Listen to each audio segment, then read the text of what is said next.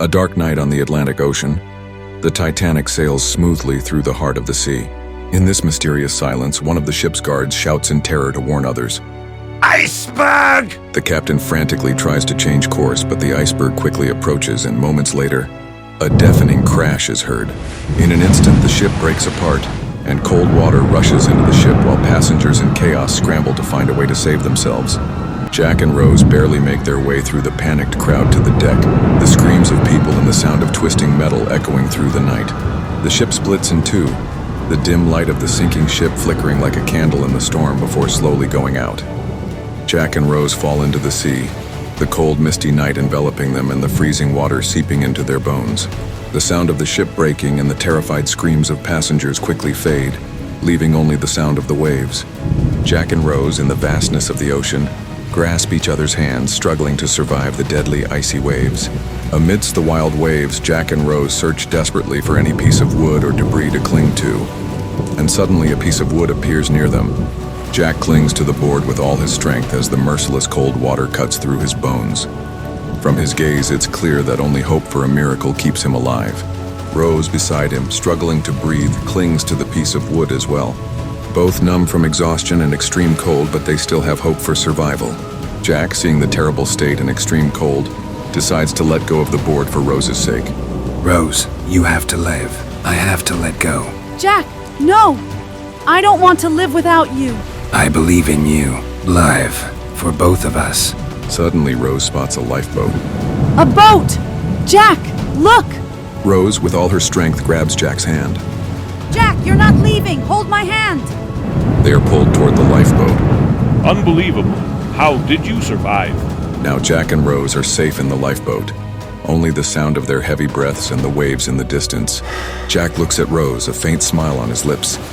In that moment, it seems that all the pain and suffering have disappeared from their minds, and only their survival matters.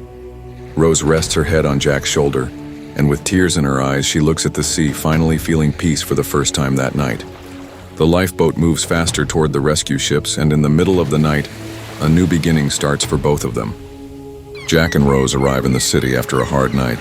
The streets awaken under the soft light of the sun, and everything seems normal. They walk slowly through the crowded streets.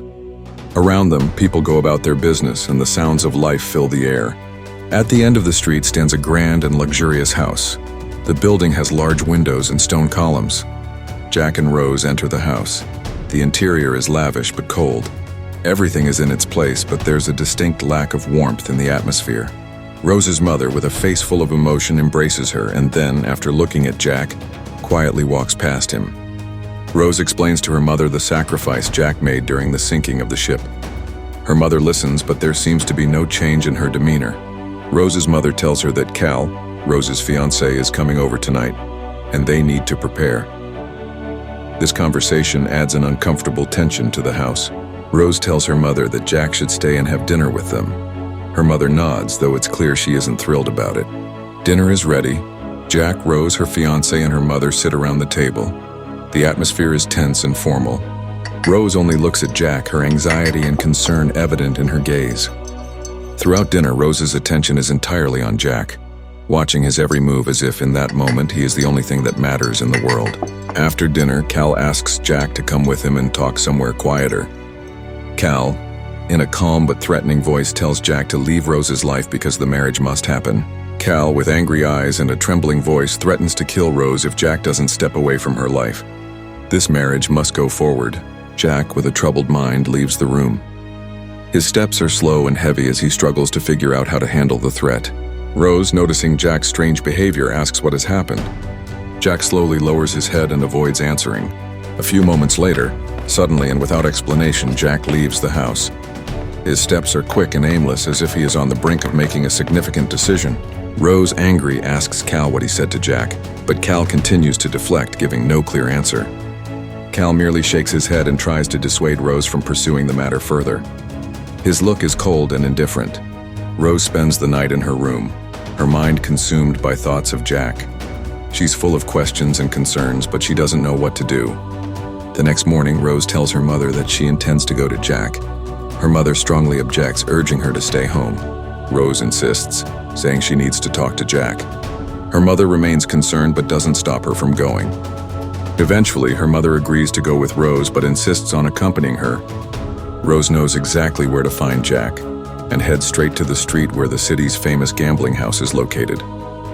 She asks her mother to stay a bit farther so she can talk to Jack alone.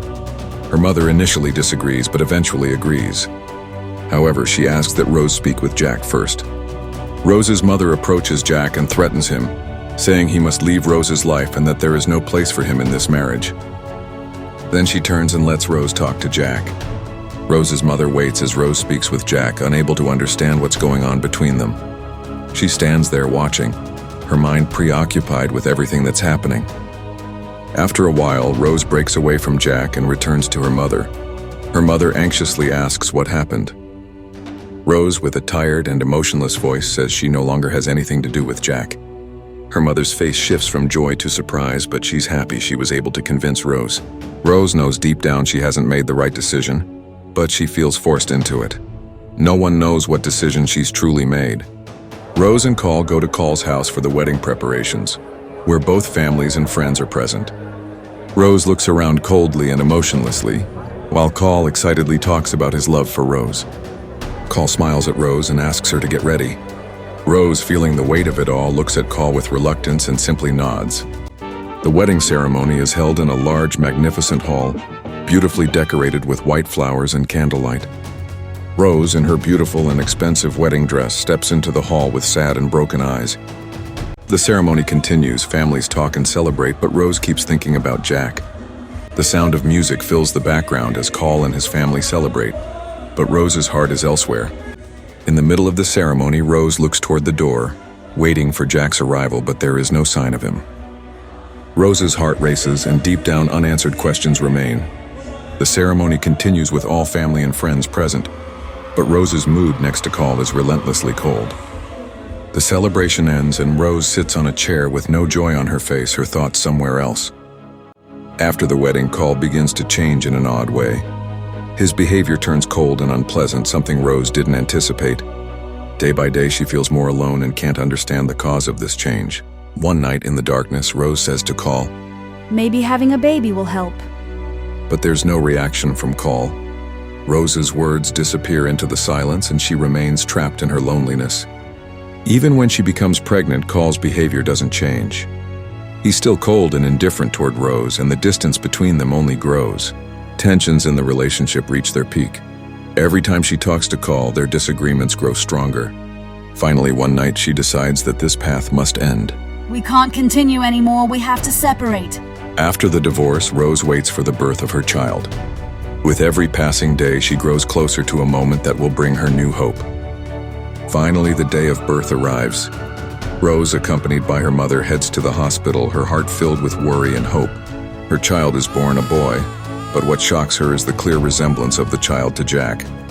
Rose's mother, holding the baby, is deeply shocked. She sees the undeniable similarities between the child and Jack. In that moment, all the questions that had been haunting her mind for months are answered. But now new questions, even more troubling, begin to fill her mind. Questions that she really doesn't want to think about the answers to.